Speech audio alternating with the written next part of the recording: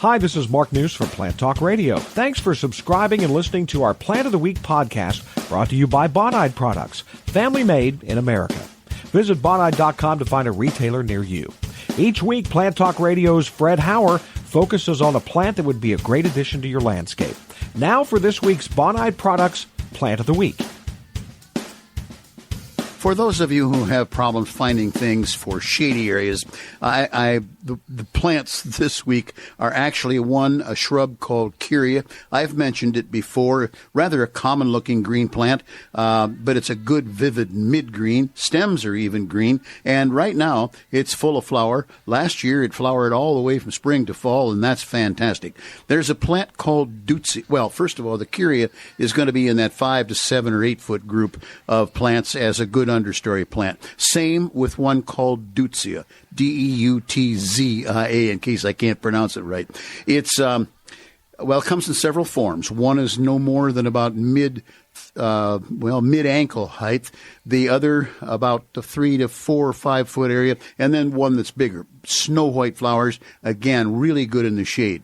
A little bitty ground cover, I've mentioned before. Sweet woodruff. It is just finishing its bloom, stands about 4 or 5 inches tall, and it is a sweet fragrance in the evening. But then the main plant of the week this week is bleeding heart. Now, the regular bleeding hearts, if I put it that way, the old-fashioned types, as I call them, are they're finished blooming. They're going to be soon abandoning the above-ground life, so be sure you put a stake in where they are. But there's a small one called, and it's technically called Dicentra, and it's the variety, genus and species is Dicentra formosa, and it's called a fern leaf bleeding heart, luxuriant by name, and it's truly well named. Ferny leafed, light, kind of a minty green, beautiful little flowers in terms of the heart shapes and so on. And its significance is that it doesn't go away as summer comes on. It'll continue to flower. Heaviest in the spring, in my opinion, but then it'll bloom on through. I have recently planted one in a spot that, it might get an hour of sun in the mid-morning and then passes on into shade, doing fairly well. It didn't getting just started, and the ones that I have planted in the past are, doing just super well right now, up and doing their thing. So bleeding heart in its several, entities is Dicentra formosa, variety luxuriant, and I'm sure you'll be pleased with it in shady spots. Okay, you talk about the bleeding heart and the sweet woodruff and the Deutzia. How do they do? How much sun will they tolerate, I guess? Well, Mark, I have grown Curia in the sun. Just because we wanted the color and the size. So it takes sun, dawn to dark. Deutzia will do the same. Sweet woodruff, however, as a little ground cover, does not prosper in sun beating down on it. I'll call it just past noon into evening. It just simply won't handle that. And the bleeding heart, it says on the tag, shade to part shade. I'm going to suggest that like I said, the one I just planted is going to get an hour of sun. The two that I have otherwise, high ambient light is about all they ever get. So I would not put them in an afternoon sun for sure. Thanks again for listening to our podcast, brought to you by Bonide Products at Bonide.com. Plant Talk Radio offers other podcasts as well, including our daily Your Gardening Question podcast and our weekly Plant Talk Radio, all available on iTunes or your preferred podcast player. If you have a plant suggestion for Fred, send him an email, fred@planttalkradio.com. Welcome to a live stream podcast at Digfest 2017. Brett Johnson with Circle 270 Media, and with me, John Remy. And good afternoon, sir. Wonderful afternoon out here. Not a cloudless sky, but one of those skies with the high clouds making it look just perfect. A little bit of breeze going. Right. A good afternoon to get the perfect beverage and enjoy the heat, because what better way to enjoy a perfect beverage than a lot of heat? And lots of perfect beverages out here, exactly. Live at Digfest, this is a celebration of local brew, local food, lots of different things going on in Grandview, Ohio. It's at the basically the heart of Grandview when it comes down to it, the Grandview Yard. But plenty of free parking in the garages, some street stuff too possibly, but the closer you get, the better it is. But it officially opened up at 4 o'clock. Rolls through about 10:30 tonight. Oh my! Yeah. And it's First Street Park. If you're one of those who is directionally challenged and has to borrow the phone to get where you need to be, it is First Street Park. It's called. Right. And it's just kind of come into Grandview Yard and keep driving and driving and driving until you see cars. Exactly. And you'll find it. And tents. And Yes. lots of people milling around. And music, as you're hearing in the background with us. Something we had to negotiate a little bit as we walked up and kind of figuring how we're going to put this together. But it actually adds a nice little ambiance to us as we're talking. There's a great deal of music, a great lineup here, and along with that, it's kind of a smorgasbord of your favorite beverages that are local brews and local, what shall we call them, distilleds. Yes. And all their own little tents, Right. with their own little people to sell their own little drinks. Right. And they have the drink cards and all that kind of stuff, so you can get some bargains in terms of walking in and buying the drink card, and then, you can just go around and sample and everything. Yeah. We're stuck right here in the middle and at the Chamber of Commerce tent. Right. But around us, we've got Middle West Spirits, and what else we got? Headhunter, it's called over there, I believe. Yep. And Embrace the Madness. Exactly. And on our right, we've got free tickets here. Now, I've never heard one like that. Free tickets here. They'll be popular today. We've got North High Brewery and a couple of title boxes. Okay, I saw some folks running around from the crew. Right. So that if you want to come down and check in with them while you're here and talk soccer, Yeah. they are here this afternoon. Exactly. Yeah. Yeah. Some of the beers they have here, just so you know, we'll be here for a couple of hours, giving you updates and such. So hopefully you have logged on to digfest.com, the website.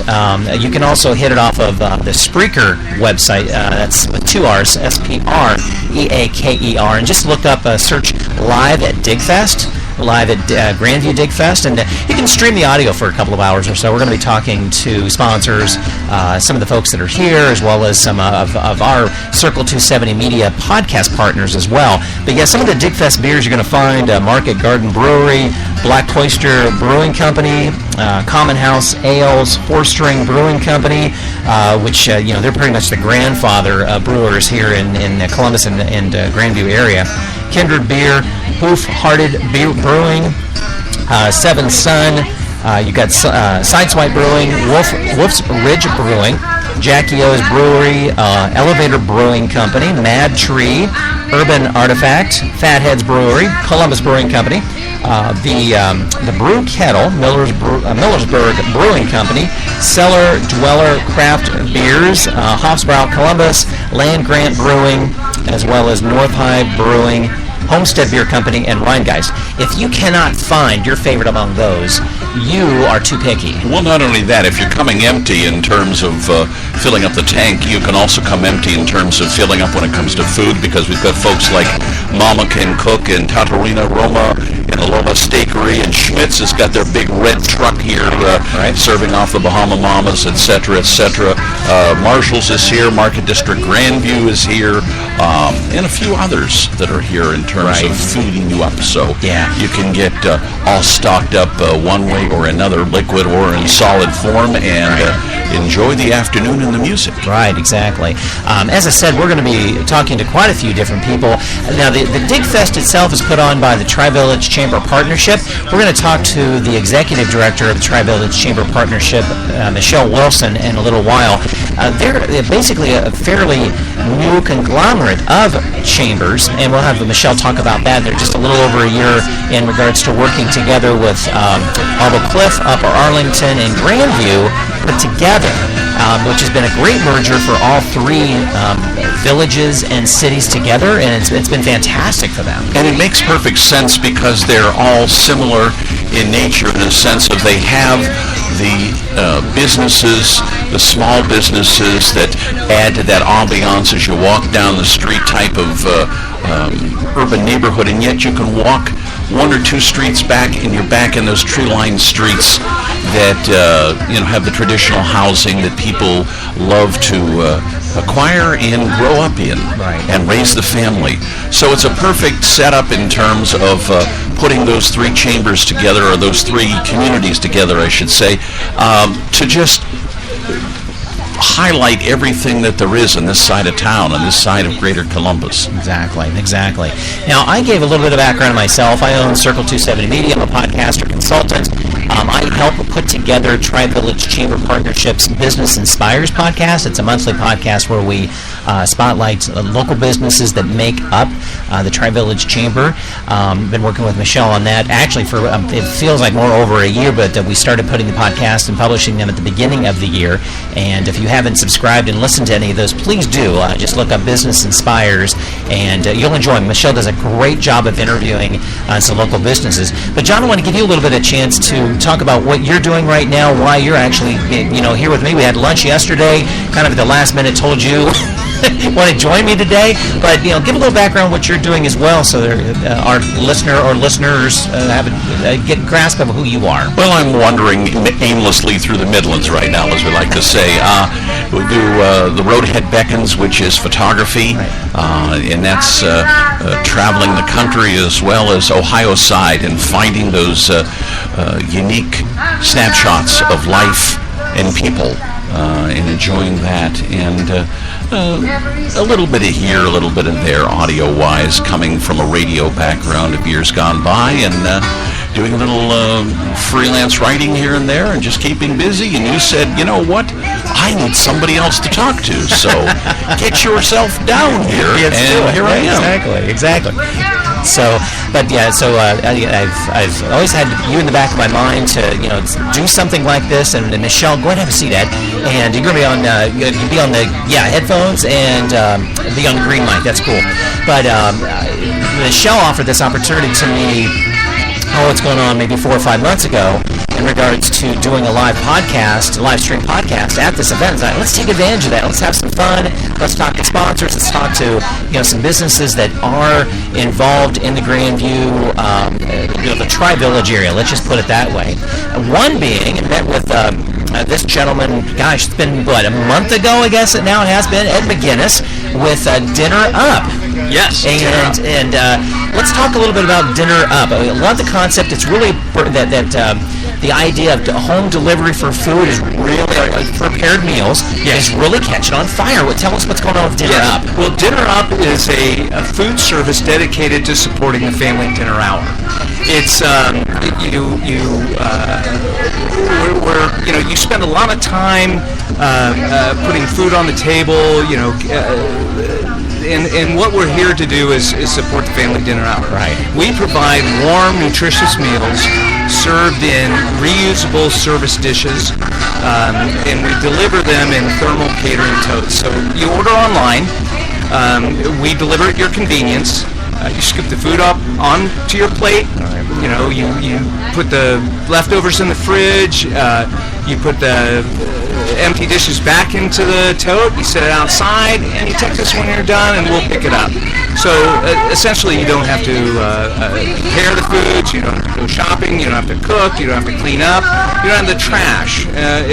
We're here to save time so you can spend that time together with your family. Right. I was looking at the menu, Brett, and it's like some major comfort food stuff you have on there. I know. I saw the meatloaf and was like, wow, meatloaf! How many people serve meatloaf around here?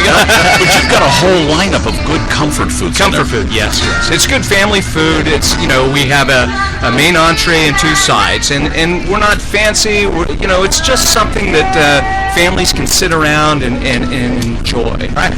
It's nutritious. We don't get fancy. We don't try to blow out the doors on a lot of things. We just want to have people have time. Okay, I saw the meatloaf, but you tell me some of the other stuff you've got on there again. Well, we have salmon Dijonais, which to me... That's not comfort, that's fancy. That is fancy, yeah. It is, but it's phenomenal.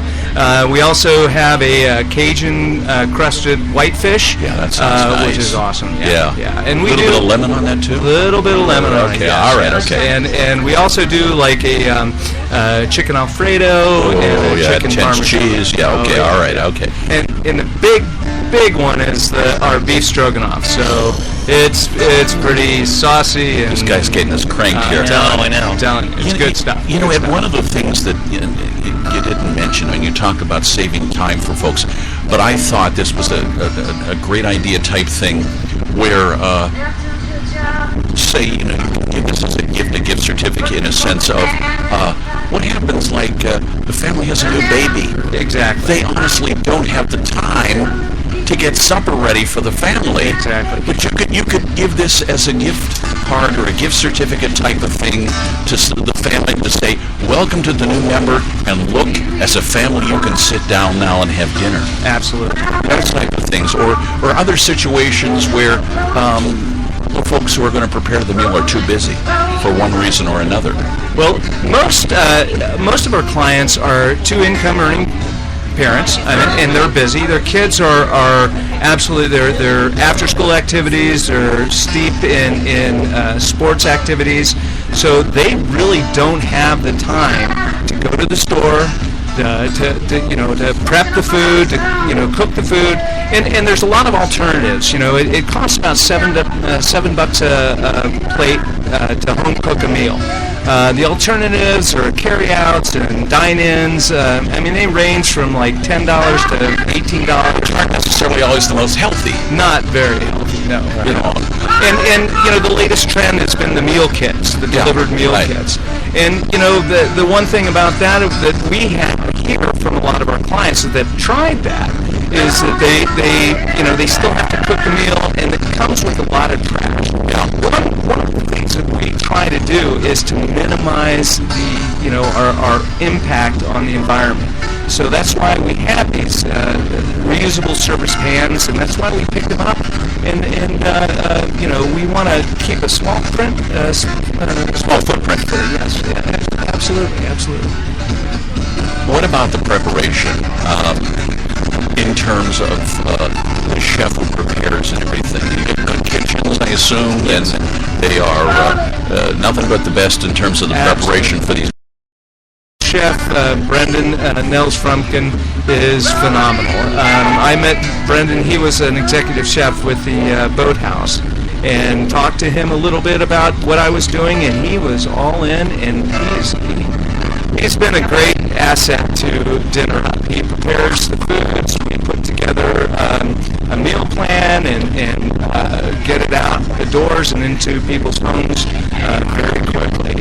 And I've had nothing but 4-star reviews from all of my clients, and a lot of reviews. What do the clients say? I mean, other than the fact that, oh gosh, this is easy, and I don't have to do dishes. What else do they say? Well, Heather, one of my clients, Heather, she's very sweet. She talked about how convenient it was. I mean, typically before Dinner Up, she would come home after her work and have to clean the dishes from breakfast before even starting to prepare dinner. Right. And then by the time she's done, it's 10 o'clock at night and cleaning up afterwards. With Dinner Up, she says it's great. All she has to do is clean the dishes from breakfast, and then she's feeding her family, and then in bed in an earlier hour. So it really is a convenient fact. Now, we all remember our dinner hour growing up. I mean, the family dinner hour for me was something very special. If I wasn't sitting in my seat at 6:30, I was either lying on the side of the road or at the hospital. But boy, I had to be in that seat at 6:30. And you had to make sure that you were wearing socks with no holes and underwear with no holes. That's right. Yeah. But I'm one of 6 kids in my family, and my parents knew all of my friends' names without meeting maybe 1 or 2 of them. is just because we had that conversation around the dinner table. Right. And everybody, I knew who my sister was going to the prom with. My dad was Republican. My mom was Democrat. And, I learned a lot about politics growing up around the dinner table. So that's what we're trying to do. We're trying to really support that family dinner hour. Yeah, I would think and Brett, jump in on me here if I'm talking too much, but I would think this would add to the anticipation of supper time coming, because number one, you know the menu, and you can start dreaming about that all day, and the anticipation of just being able to walk to the door, pick it up, take it in, put it on the table, and sit down and look at everybody smiling at you across the table, hopefully smiling across the table. That's one of the nicest things. The comments from our clients are that they can just enjoy a family together and not have all the stress and chaos from trying to put a meal on the table. And again, that's our objective. That's our family's objective is to spend time with our family. There's a research done by the American College of Pediatricians back in 2014 that talk about there's been a 30% decline in families actually participating or sitting down and enjoying a family meal. And in that study, they talked about the correlation between the increased technology and the less time people spend with around the table. Sure. We're a busy society. We've got a lot of things going on. And if we can eke out, an hour to sit down and enjoy a family meal, that's what we're doing. You change the world every time you gather around the table. Yeah, it cuts down on major cleanup, too. Exactly. So what's the best way to find you and the process of ordering online? Yes. Go through that. Go to our website, dinnerup.com. Look on our one of the menu items, Order Up, and you can go through the process, order your food, pick the time you want it to deliver. We will deliver it to you. You just, like I said, when you're finished, you set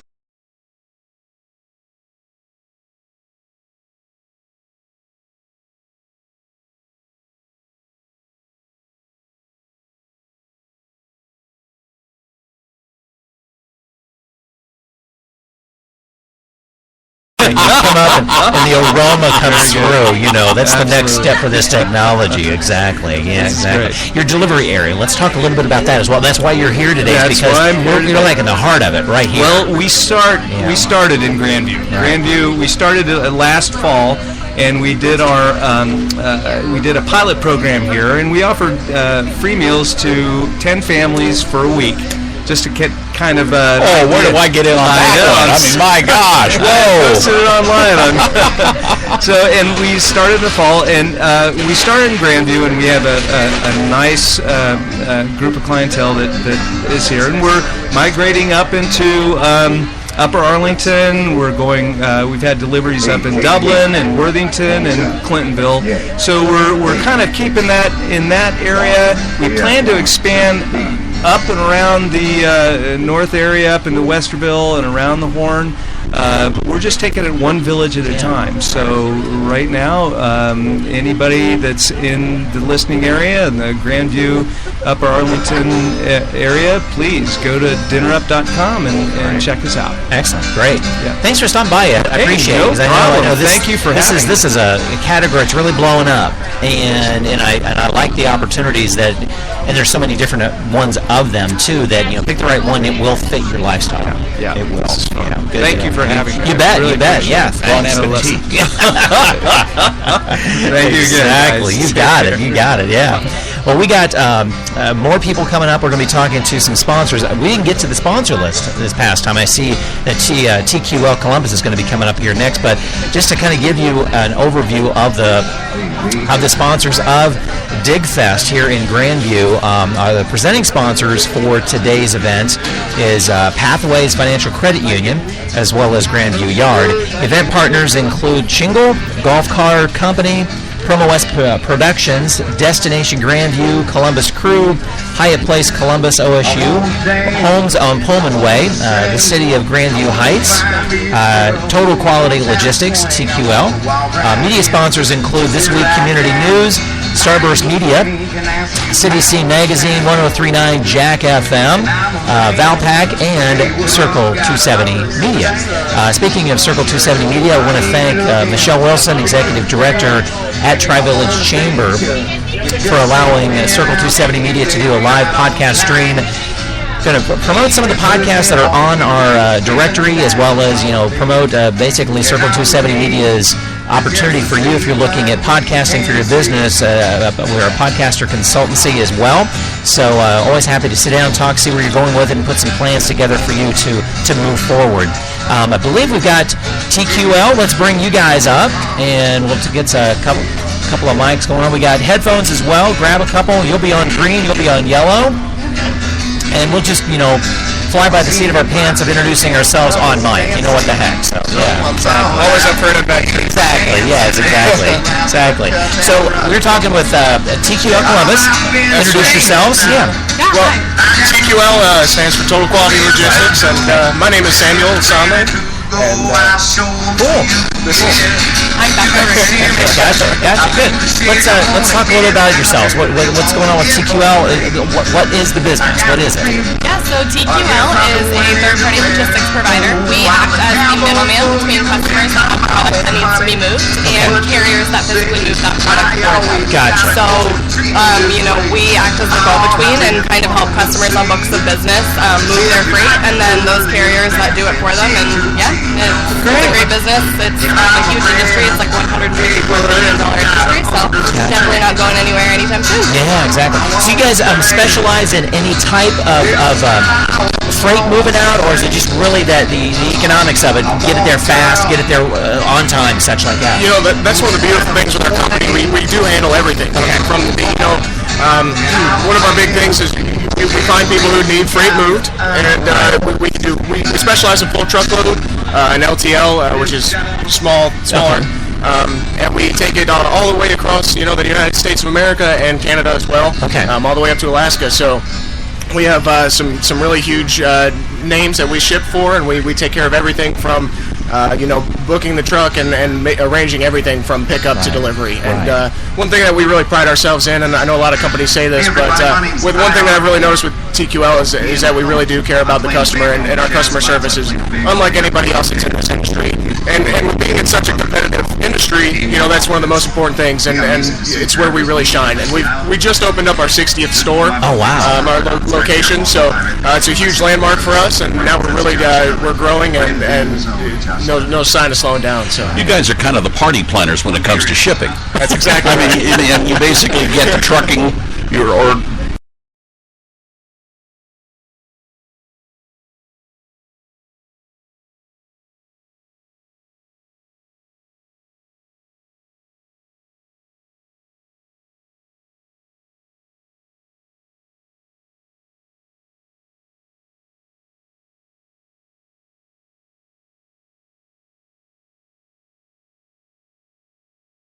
There's such a huge population that live in a radius around Columbus, and this city is growing exponentially, and it's really nice to be in this office because you get to see all that.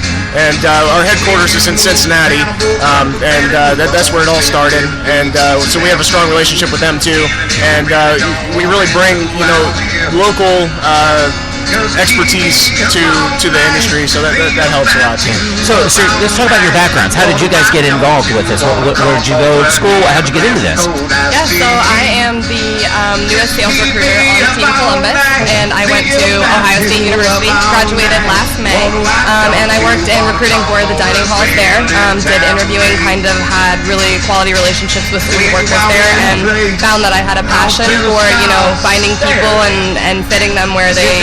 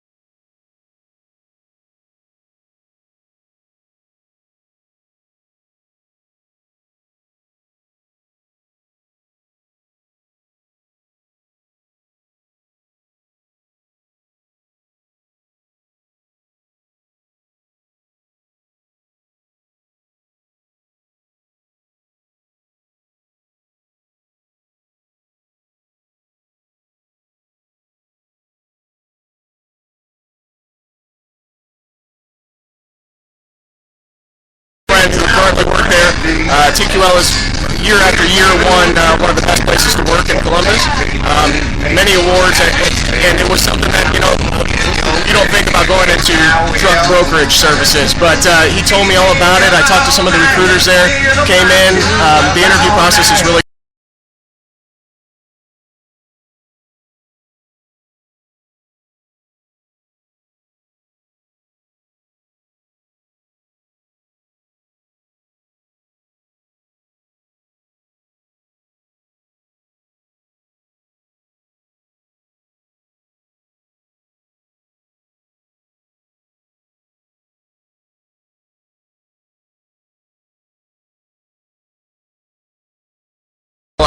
going along those lines too. I ship out of a small town called Drumright, Oklahoma. Somewhere you never hear about. Oklahoma, the state is hard enough to understand. But over the past few months, I've really gotten familiar. I ship detention doors out of Oklahoma, so it's for prisons and things like that. So it was funny. I actually landed. We started our relationship the day that I graduated from the Citizens Police Academy. So I thought that was really ironic that we started. Wow, you made that up. True story. Okay, you're shipping doors, but you're shipping small stuff too. I mean, it's large loads, small loads. We haven't broken into the parcel industry at all yet, so it's like small envelopes and packages. Right. We don't really do, but we do a lot of the pallets, anything a pallet and above we take care of. Personally, I do full truckload brokerage. We have a whole LTL department, which is the smaller pallets, and they are amazing people, and they do such a good job. And now we move so much as a company that we can use that power to negotiate great prices for our customers, and then you pay for the quality of service as well, which is those two things combined. It's a great company. Funniest story, when I was growing up, I always tell people everything I learned about geography I learned from the side of the truck, because riding in the back seat when you're a little kid, you look out the window and what do you see? Such and such trucking, and you see city, town, state, region, and you guys you're the geography whizzes here. I mean, You have to be. you have to be. You ship doors, detention doors. What other kind of wild thing? I mean, you can, and anything that's made here in Columbus, you can ship, right? Absolutely. Yeah, Everything but livestock, actually. So, Really? Yeah, we You've moved those everything. barrels and gilts?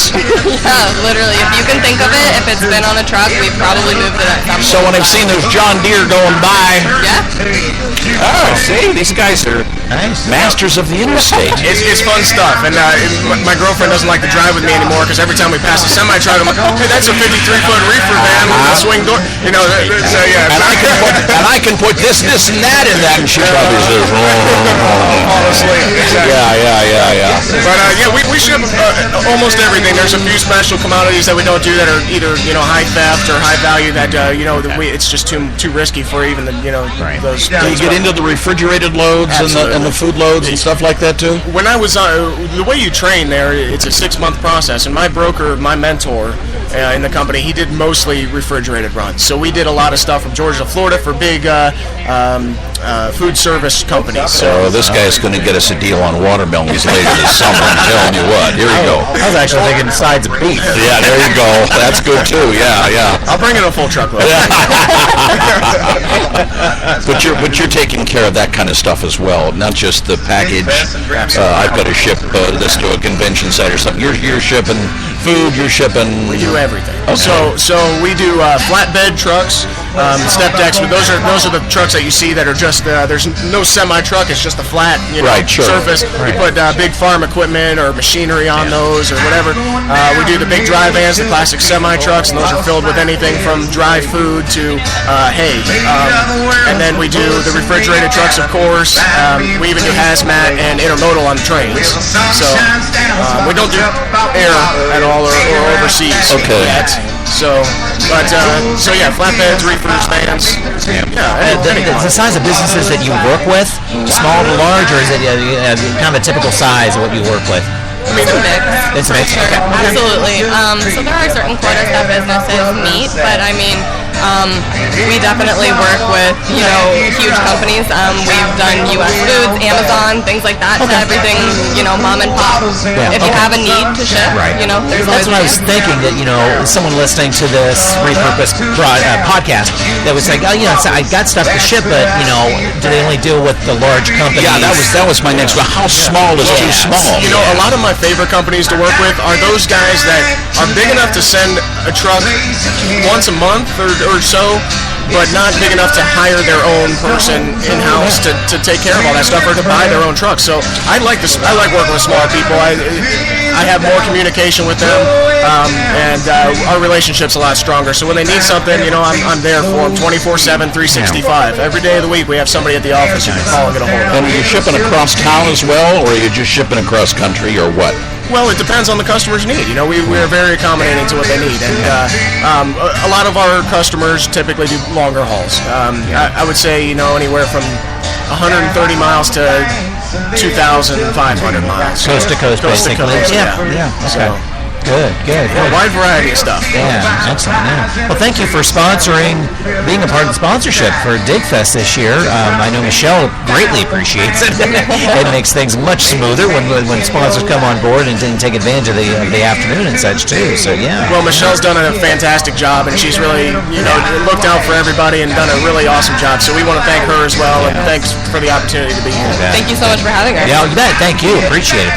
We'll be looking for that watermelon in the side of beef. Exactly. Thanks, guys. Thank you. Well, good. Well, I know Michelle has a variety of different sponsors, that's for sure, from logistics all the way to, just local businesses, basically just located here in Grandview. So 60 locations around the country, large company that's looking at, being here and being a part of Digfest. That's got to be a fun type of thing, though. Yeah. It's got to be, feel the power pulsing through your veins.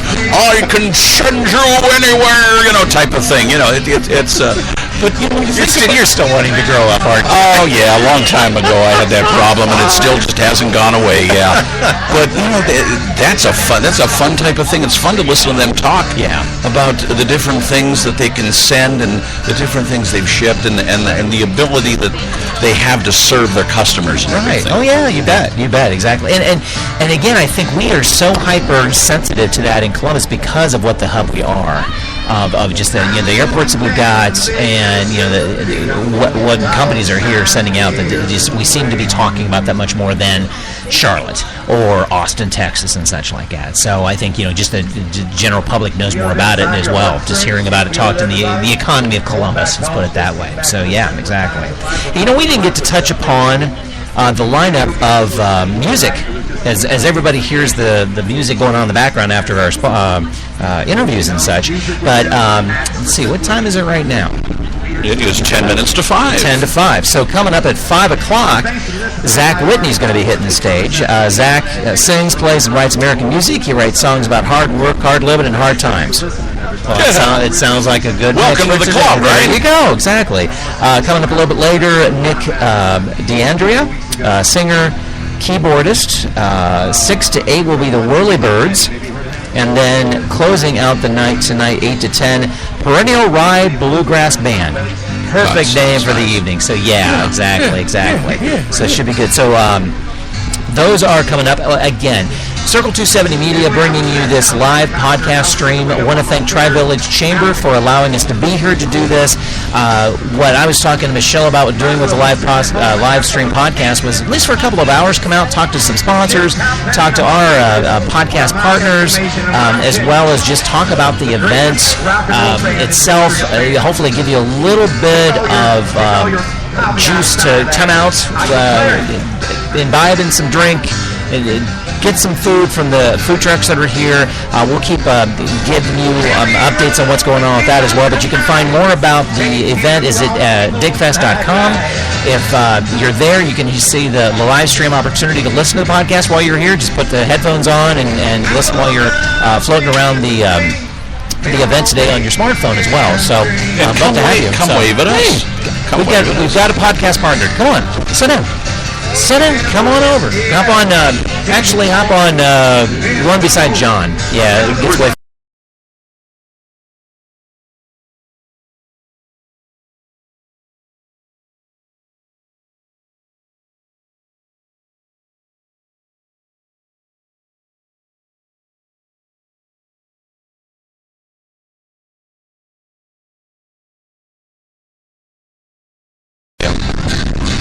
Don't worry about your phone, by the way. We won't tell. We won't tell. It's her fan. She's looking to see if she's getting blown up on If it goes off, I'm just going to hit it with my fist. That's all. She's going to hit me with her fist is what's going to happen here. Okay. I've been working all day. Oh, I know. Okay. And now she's trying to navigate headphones. Then you should be... These are our headphones, so there you go. You got it. Now just flip it over. You turn it this way. There you go. And you turn it that way. They're high headphones. They turn this way, they turn that way, and you can hear yourself. Isn't that amazing? I'm excited. Yeah, you need to drink. We have Carol Ventresca, who is the Executive Director at Employment for Seniors with us. Brett, how are you today? Doing great. I asked Carol to stop by because I help, I've been on the board with Employment for Seniors for what I mentioned yesterday morning in a meeting for 35 years now. It seems like, no, it's been about 15. But I told him it couldn't be 35 because he's not that old. Well, listen to her. I know. Boy, she's being nice. But I've been on the board with Employment for Seniors for a good 15 years. We just started publishing a podcast at the beginning of the year called The Successful Encore Career. And I wanted Carol to stop by to talk about that and Employment for Seniors as well. Let's do a little background on what Employment for Seniors is. Thanks for inviting me, Brad, on this beautiful sunny day in Grandview, and to say hi to everybody. Employment for Seniors is celebrating its 45th anniversary in Central Ohio. We've been doing services for senior job seekers for a long time. What we're trying to do is to help people become the best possible candidate they can be, and to encourage local Central Ohio employers. Let them know about the value of hiring mature job seekers and getting them together. We have a job posting process, and we get those great candidates with great employers. Last year, we posted 1,300 jobs, so there's lots going on. And yes, employers are interested in hiring mature job seekers. Yeah, it was interesting. We had a meeting yesterday with former board members of Employment for Seniors. Kind of talk about the future, what we need to be doing as a nonprofit, but also looking at what the landscape looks like for hiring older adults. What's out there and such. Really eye-opening. A nationwide, InnerSource, Jobs Ohio at this meeting. We're kind of in the midst of it, really pushing forward. I mean, we're at the cutting edge of really helping these organizations, these businesses, help them find older adults, as well as taking their insight to know where we need to go with this as well. And employers are becoming more attuned to the notion that the baby boomers are not ready to retire. Right. They may be ready to do something different. They can't retire. Well, that's true. Very true. A lot of folks can't retire, but they may need more flexible work. They may need something different. Yeah. But there are going to be more of us than there are of the young folks. Yeah, what's that the stat you... There's been some research done by the Scripps Gerontology program at Miami University, and they've done some projections on the population in the state of Ohio to actually out to 2050. But if you're looking at the 2020-2030 time frame, all of these counties in Ohio are going to have populations age 60 and over to the close to half of their population, third to half.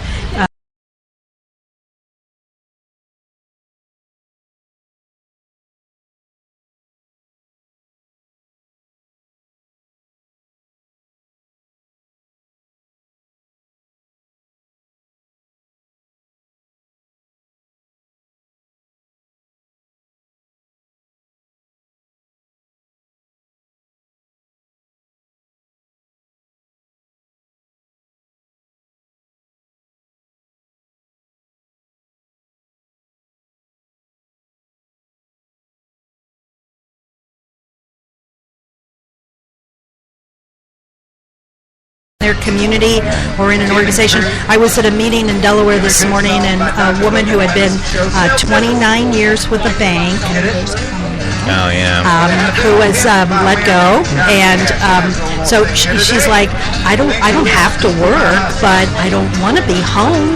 I want to be out. I want to be talking to people. I don't want to be home by myself all the time. Right. So it's really important, and people live longer and they're healthier when they're engaged. Right, exactly. And that was some of the pieces we talked about yesterday, too, about the health part of keeping these older adults healthier as well. You just want to stay involved. Right. The more you're involved with something, whether it's volunteering, it could be that piece of it, too, but sometimes you just want to be paid for your time. Exactly. What you're doing is still worth something to somebody. Right. Well, and it's very easy to be a client of employment for seniors. The only parameters, you have to be 50, living in either Franklin or a surrounding county. There's no cost. All of our services are free to all of our clients. And local employers in that same geographic area can post their jobs free of charge, as many as they want every year. There's no limit. So we encourage folks to call us to register. They only have to come in to see us one time at our office in Whitehall, and we will get them registered, and then we work with them over the phone and on email. And our phone number is 614-863-1219. And the website pretty easy too, employseniors.org. Exactly. And what kind of jobs are you finding for folks? I mean, these aren't the warehouse jobs or the fast food jobs, are they? They're not fast food. It could be warehouse, but it could be a logistics manager. It really is across the spectrum. We have professional jobs. I was looking this morning, there are finance positions for treasurers, for accountants, for CPAs that are available on our website right now. There are a lot of office support. People tend to want to do the administrative assistant or receptionist jobs because a lot of them tend to be part-time. But we also have security jobs and driver's jobs. One other thing, let me mention, we're going to have a hiring event June 27th at our office with the Greater Columbus Convention Center. So they have operations jobs, security, parking, and customer service. So there are people all over the building, and they're going to be recruiting at our location. Well, they have. If somebody is interested, we just ask them to call us, let us know you're coming. And again, the phone number is 614-863-1219. Excellent. Also, job fair coming up as well. Exactly. We have an annual Senior Career Expo, August 24th at Fawcett Center at Ohio State's campus on Olentangy River Road. It's free. Parking is free. We'll probably have 50 or so employers there that day. And we also have a series of workshops, career workshops, so help on interviewing and resume issues and networking and what's LinkedIn and all of those kinds of things. And we also do resume reviews that day too. Right, exactly. I guess the big thing I wanted to stress with Employment for Seniors is we do connect some to jobs that are posted and such, but I think it's more of really trying to help them be the best, as you mentioned there right at the beginning, be the best candidate they can be, because it is a different job search arena. It really is compared to if you haven't looked for a new job in 15, 20 years.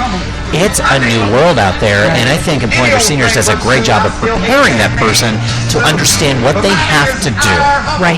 And that's really where we can help individuals learn and understand why it's different. Right. Not just that it is different, but why it's different. What has technology done to the recruiting process?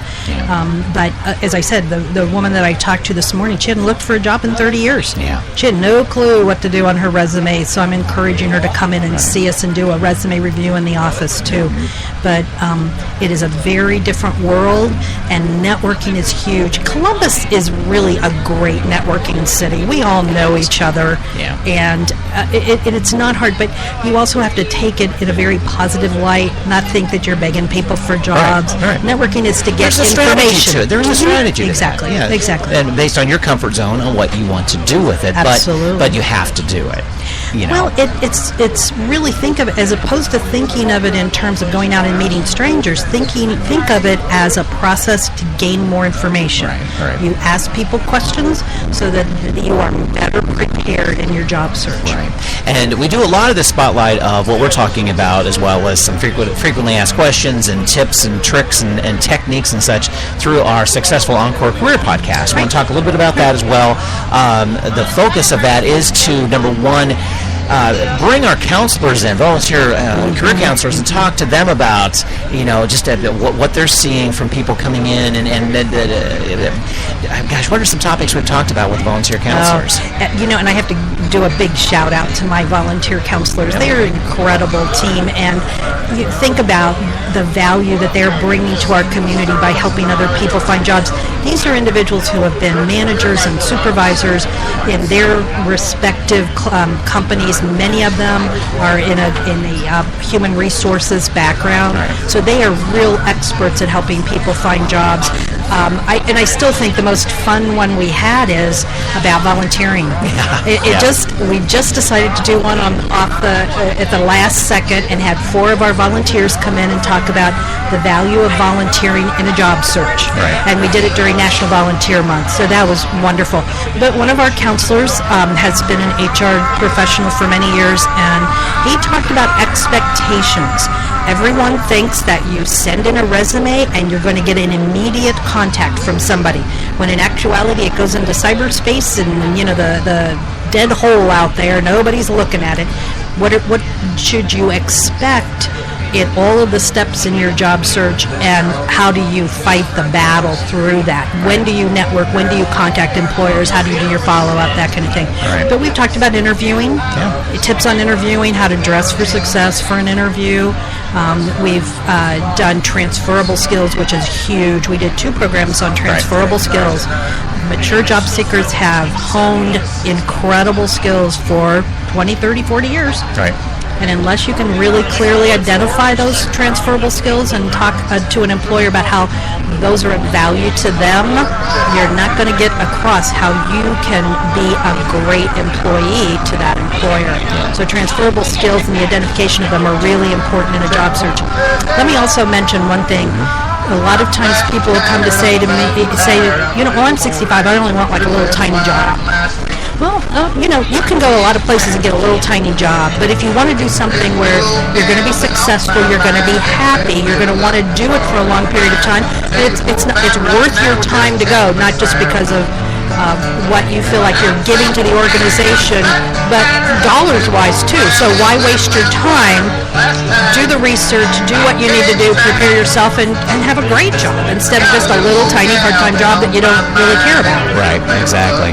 And some other topics we do cover on the Successful Encore Career is talking to individuals who have actually made the pivot in their career, that they have started in one place for 20 years, lost their job, maybe downsized, whatever, but they turned it around and did something completely different. And those are success stories and examples that you can do it. Right.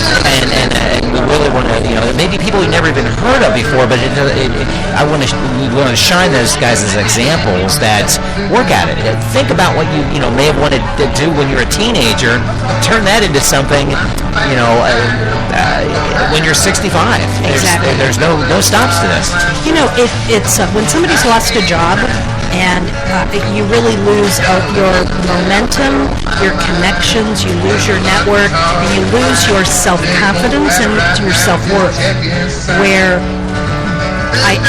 you need to hear, mature job seekers need to hear they have been powerful and successful employees for many years, for literally decades, and they can continue to do that, and that's what we look at in the Encore Career.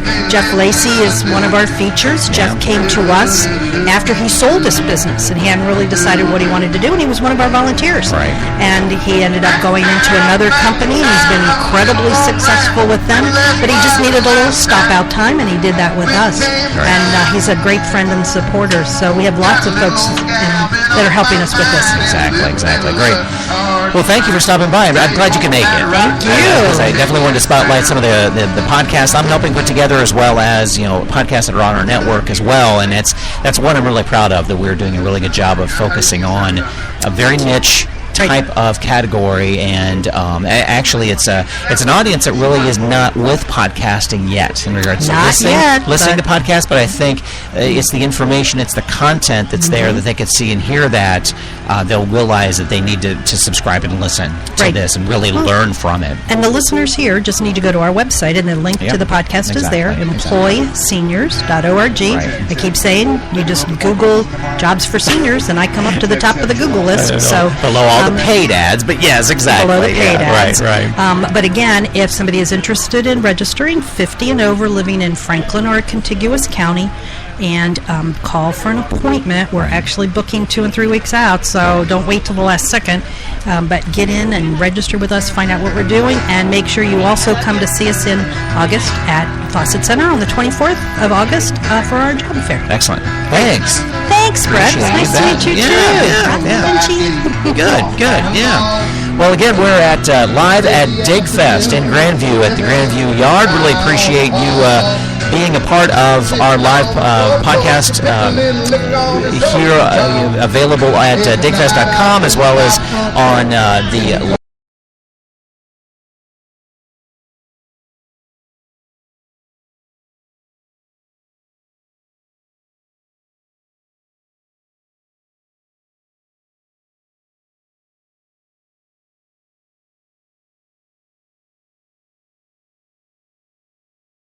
podcasters that I'm working with on Circle 270 Media, and for those that could make it, and I know we did and were able to fit into It's All Been Done Radio.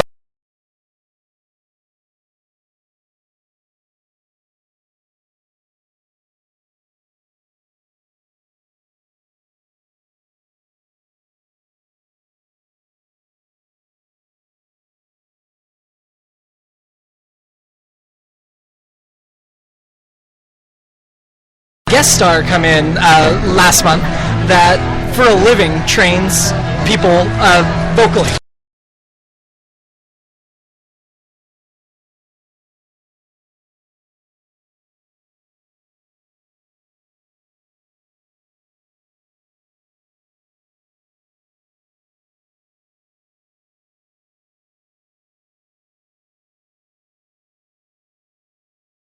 Level, but I love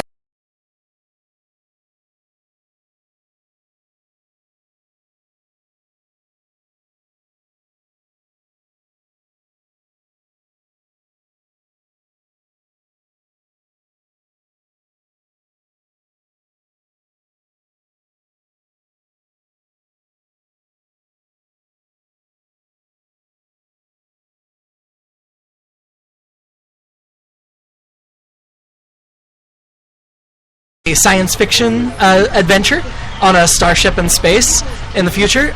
We've got a detective, which is exactly what it sounds like. The top-notch Tangler, she's our spunky superhero.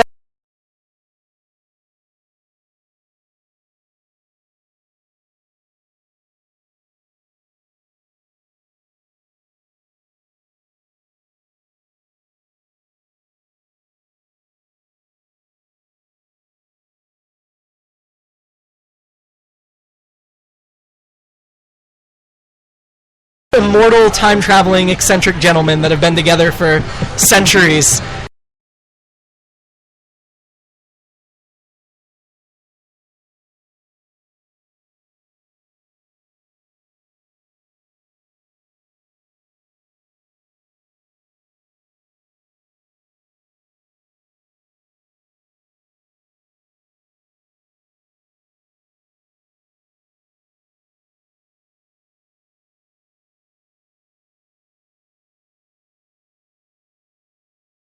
It just basically boils down to, it sounds like you're having a lot of fun. Yeah, pretty much. and telling a story, or telling stories, and amusing the troops, so to speak, as you go on.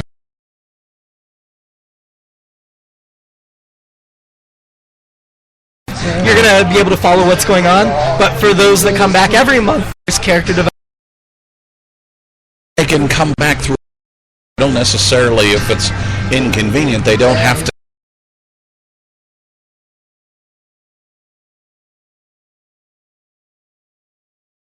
encouragement is the podcast runs about 9 months behind. Wow. So if you miss our live show, that's perfect. you're going to have to wait a while to catch up. That's good. You're going to catch up eventually. That's but- Yeah, eventually, yes. Yeah, that's good. That's good.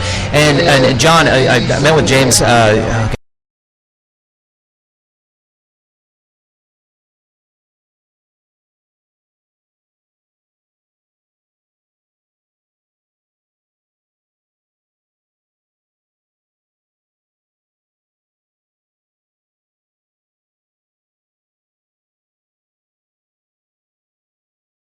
Years, and she's been coming not every month but most months for 2 years.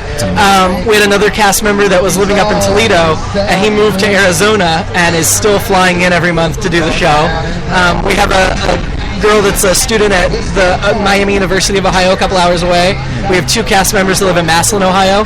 So a lot of the troops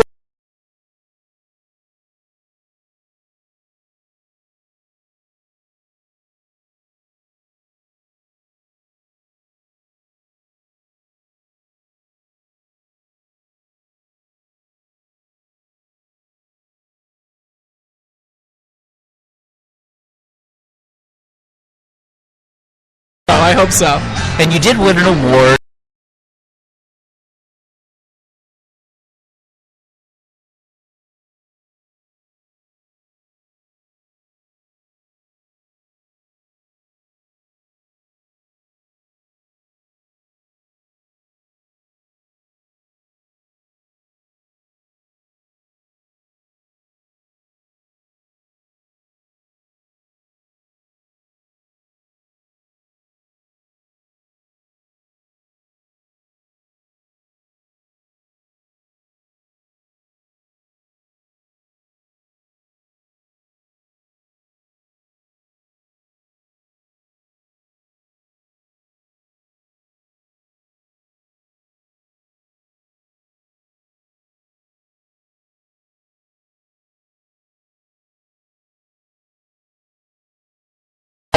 And our special guest star this evening. You were at the Columbus Podcast Festival. We were. What did you think about it? I was able to attend one night. I thought they did a great job. Yeah, I mean, it was a really cool inaugural event. I was disappointed we didn't get to see some of the other stuff because the other stage was overlapping Exactly, with us. yeah. But Justin McElroy, who was one of their headliners they brought in, is actually going to guest star with us in August. Oh, sweet. So we made a good connection there, and they seem like really cool people. Yeah. Yeah, I think that being the first year, I can't.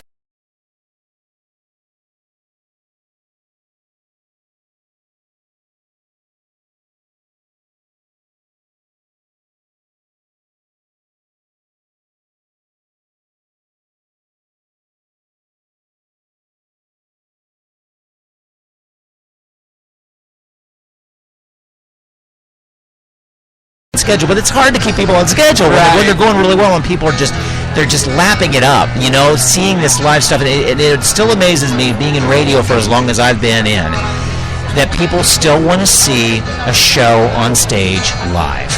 Audio, and it's audio, 4 or 5 mics in a row, and you're doing nothing but acting. Yeah. That still amazes me that we, in our technology generation that we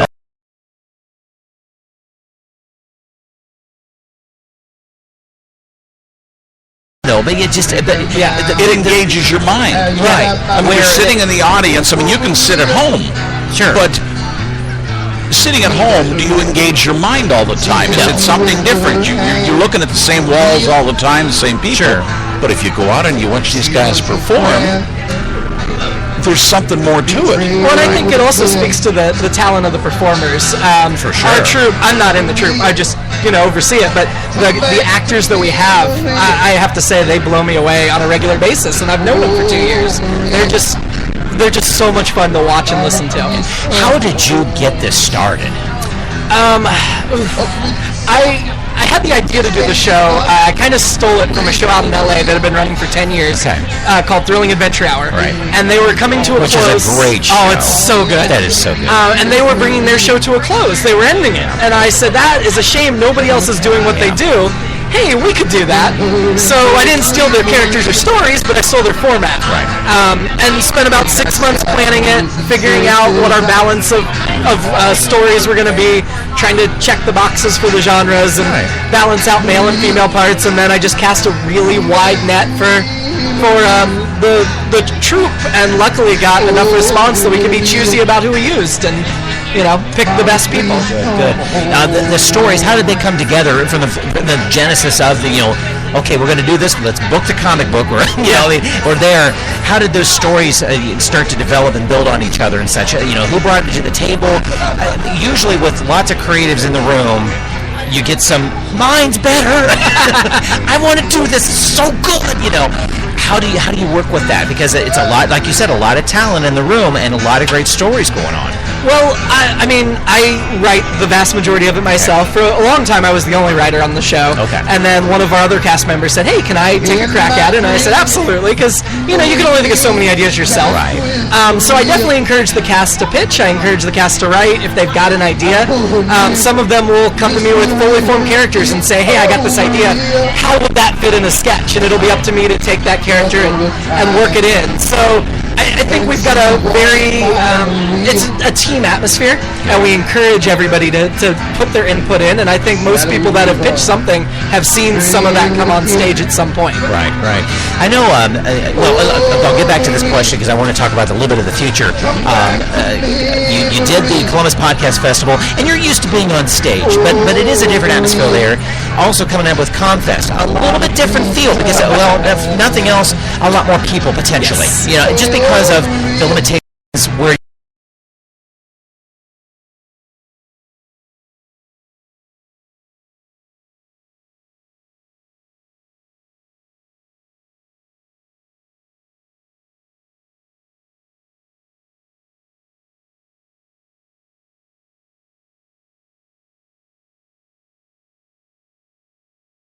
Sunday afternoon things have been out. Yeah. This year we're on Friday evening, so it'll definitely be a different experience. Rocking it, yeah. I will say we're in the Peace